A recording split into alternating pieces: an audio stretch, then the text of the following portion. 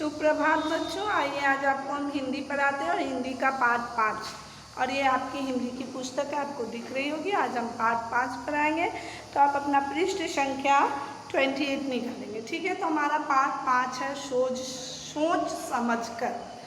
देखिए, परामर्श करना बुरी बात नहीं है, कोई बुराई नहीं है इसमें, परंतु उस पर अमल व्यक्ति को अपने विवेक और अपने आधार पर करना चाहिए। किसी को परामर्श देना भी गलत बात नहीं है, परामर्श करना भी गलत बात नहीं, लेकिन मनुष्य को उसके अपने बुद्धि से उसके आधार पर कुछ करना चाहिए। उसी प्रकार से इस कहानी में एक किसान के पास दृश्य है, ये ठीक है दृश्य, जिसको हम नाटक कह के पुकारते हैं। तो ये एक छोटा सा नाटक है।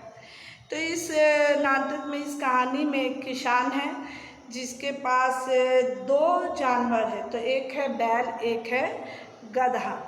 तो गधा और बैल, तो बैल तो बहुत काम करता है खेत में, खेत जोतता है, फिर ये सभी हम लोग जानते हैं। तो उसी प्रकार से बैल अपनी व्यथा गधा को सुना रहा था कि भाई गधे भाई तुम ही को ठीक है, अपना काम करके आराम भी करते, मुझे तो एक बार खेत पे ले जाया जाता है, फिर शाम में लाया जाता है, एक बार खाना दिया जाता है, मुझे बहुत मतलब परेशानी है। तो गधा भी सुना तो उसे परामर्श दिया कि देखो परेशानी मेरे साथ भी है, लेकिन मैं बीमारी का बहाना करके आराम करने लगता हूँ।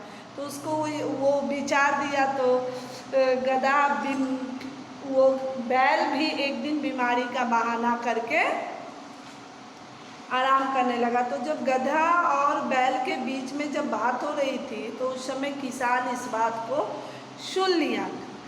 तो जब बैल बीमार करने का नाटक करके सो गया, आराम करने लगा, तो किसान तो उस बात को सुन लिया था। तो उस दिन किसान बोला कि आज बैल बीमार है, आज गधे को ही खेत पर ले जाया जाए। उसे हल जोतने वाला जो वो आता है, वो उसके कोल्हू उसके शरीर पे डाल दिया और उससे खेत जोतवाने लगा, बहुत सारा काम करवाने लगा। इसी प्रकार से क्या हुआ कि गधे को इतनी कठिनाइयाँ झेलनी पड़ी, बहुत सारा काम करना पड़ गया। अब वो आया, खाया और सो गया। इसी बीच जब बैल उससे बात किया तो बोला कि मुझे तो आज आराम है, मैं बीमार हूँ और कल भी मुझे आराम है और तुम्हें खेत पर जाना पड़ेगा।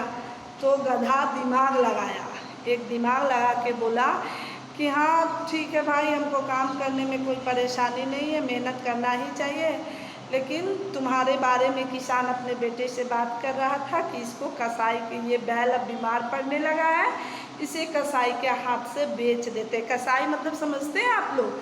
नहीं, जो वो मीट काटता है, मीट काटता है ना, उसी को कसाई, वो गाय बकरी किसी भी जानवर को काट डालता है तो उसी को कसाई हम लोग करते हैं। तो गधा बोला कि किसान अपने बेटे से इस प्रकार का बात कर रहा था कि बैल को कसाई के हाथ से बेच देंगे। अब बैल को इस बात को सुनते ही उसमें परेशानी होने लगी, किसी को मरना तो पसंद होता है नहीं। तो वो बोला कि फिर गधे को बोला ना भाई ना, मैं खेत पर काम करूँगा, मुझे आराम नहीं चाहिए, मुझे मेहनत करने में ही भलाई है। ये वो बहुत सारी बात वो बोलने लगा गधे को। गधे फिर अपना जो काम था वो करता था, आराम करने लगा और कल सुबह होके बैल खेत में जाने के लिए तैयार हो गया। और गधे की इस बात को भी किसान सुन लिया था और वो हंसने लगा था। तो बैल सुबह सुबह तैयार हो गया। तो किसान बोला अच्छा आज बैल ठीक हो गया है, खेत पर जाने के लिए इसकी बीमारी खत्म हो गई। फिर किसान अपने आप में हंसने लगा कि जानवरों के बीच भी ऐसी मनोवृत्ति होती है। तो इस प्रकार से किसी को परामर्श देना गलत नहीं है, लेकिन जिसको आप दे रहे हैं वो अगले व्यक्ति पर निर्भर करता है कि किस तरह से उसको वो अपने आधार पर, अपने व्यक्तित्व पर समझता है। यही है इस पाठ की कहानी। आइए आपको हम बता देंगे कि आप क्या करेंगे। तो सबसे पहले आप सीधा तो लिखेंगे, यहाँ पर देख देंगे पाठ का नंबर, फिर यहाँ पर नाम, शब्दार्थ लिखेंगे। भाग्यशाली मतलब अच्छी किस्मत वाला, विश्राम, आराम, परिश्रम, मेहनत, संतुष्ट, जो मिल गया उससे खुश, विनती, प्रार्थना, नृत्य, राजा, प्रातः, शुभ, प्रसन्न, खुश। तो आप शब्दार्थ जरूर पढ़ेंगे, शब्दार्थ आपके लिए पढ़ना बहुत जरूरी है। PDF के द्वारा इसका प्रश्न उत्तर आपको मिलेगा और नया शब्द, मौखिक प्रश्न सब PDF के द्वारा मिलेगी। अब हम आपको नेक्स्ट वीडियो में मिलेंगे फिर इस पाठ के अभ्यास कार्य के साथ। आज यहीं पे ये कहानी समाप्त हो रही है। नेक्स्ट वीडियो में हम अभ्यास कार्य के साथ मिलेंगे। आज के लिए इतना ही काफ़ी, धन्यवाद।